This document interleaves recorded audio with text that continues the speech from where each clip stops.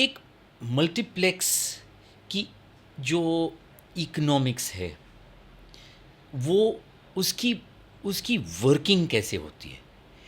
अगर मैं exhibition business space में if I want to enter that space, तो मैं इसकी इकोनॉमिक्स को कैसे समझूंगा?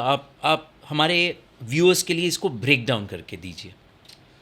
नहीं, सी, आप वास्तविक करिए, आप मत आइए एंटरटेनमेंट में। You are doing good of what you are doing, so आप हमें काफ़ी हेल्प कर सकते हो उसमें। But coming back to on a multiplex, it's like we are a retailer. Let me tell you that we are in the same business of any other retailer. Okay, We happen to retail movies. Okay, right, okay. हमें वही business करना है। हमें एक अच्छे mall की तलाश रहती है हमेशा कि हम अच्छे मॉल में जाएं, हम वो मॉल में स्पेस देखें, अच्छा ब्यूटीफुल लोकेशन बनाएं, उसमें हम अच्छे फैसिलिटी दें, and then our job starts with that. Cinema एक बार बना दिया हमने, उसके बाद हमारा काम चालू होता है। Because fortunately, unlike other retailer, our merchandise is not fixed. We keep every Friday we keep rotating merchandise. Correct, correct. Right? So that's the beauty of this या business. या And the what we need to run the exhibition business is nothing else but to keep the consistency. What audiences wants today is you make a multiplex and then you give them the service the same level consistently as what you have given them on the first day. You give them a right sound, you give them a right projection, in-audio experience, zero compromise. Technical specs of in-audio experience cannot be compromised. It has to be nothing but the best, and that's how people are paying for, right? You cannot compromise on that. तो वो आपको बिल्कुल भी compromise नहीं करना है. And of course, you give them a basic hygiene on your washroom, you give them a great lobby experience, you give them ease of booking ticket. But coming back to mechanics of an exhibition business is focusing on customer and building a product which customer wants. You keep getting the fresh content every week. And talking about financial, ये भी बड़ा simple math है। मैं आपको बताऊं, अगर एक screen आपको सिनेमा की बनानी है on a average basis, you spend about 3 crore rupees, और आपका जो टॉप लाइन है वो 3 करोड़ रुपया होता है। ओके, तो आप एक स्क्रीन से 3 करोड़ रुपया इन्वेस्ट करते हो और आप 3 करोड़ रुपया जनरेट करते हो। आप 20% आपका मार्जिन पकड़ लो, and I will get into a detail of कैसे हम 20% पे आते हैं, बट 20% मार्जिन पकड़ लो, 5 साल में पे बैक आ जाएगा।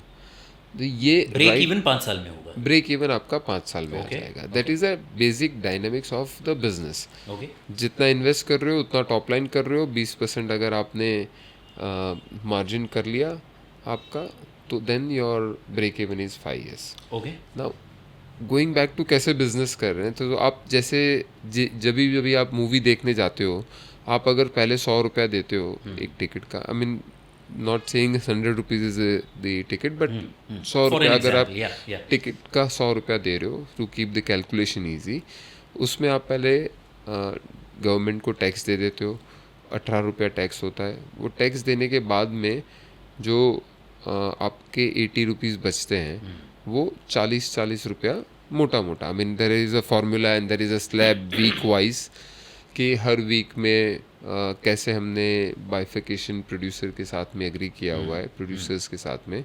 तो ये हम पहले वीक में स्लैब अलग है, सेकेंड वीक में स्लैब अलग है, but general again for an understanding 40 रुपया डिवाइड करते हैं। 40 रुपया आप खुद रखते हो, 40 रुपया डिस्ट्रीब्यूटर।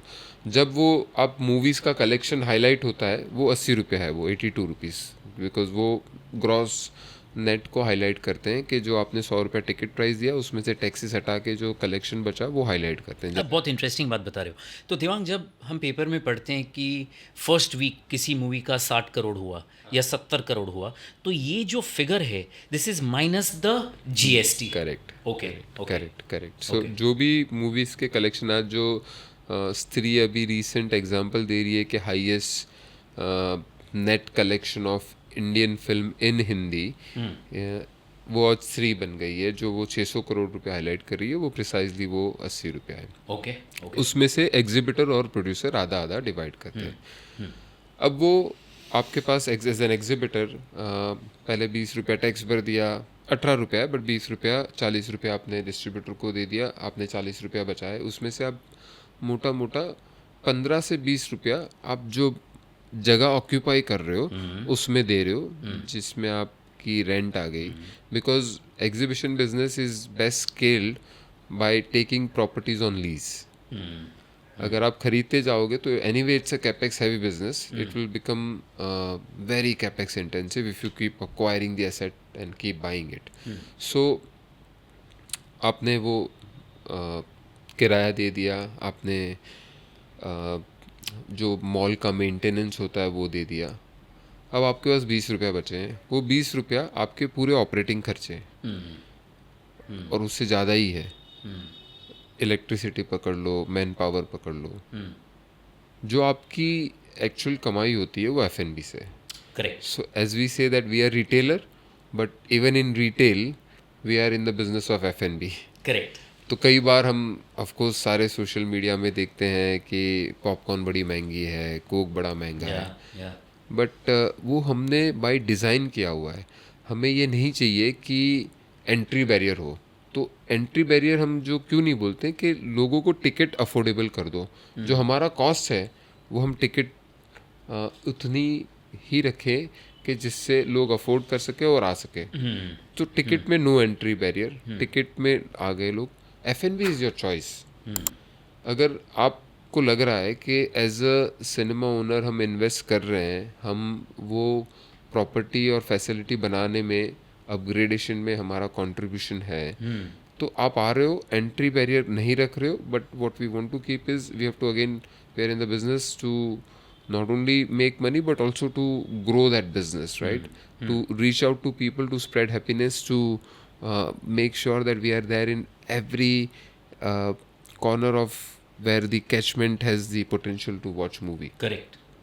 तो हम तभी एक्सपांड कर पाएंगे। सो F&B की प्राइस इसके लिए ज़्यादा होती है। सो आपका करीब करीब आप पकड़ लो कि 60 रुपया जो है वो बॉक्स ऑफिस से आता है, जो मैंने आपको 100 रुपया का गणित समझाया।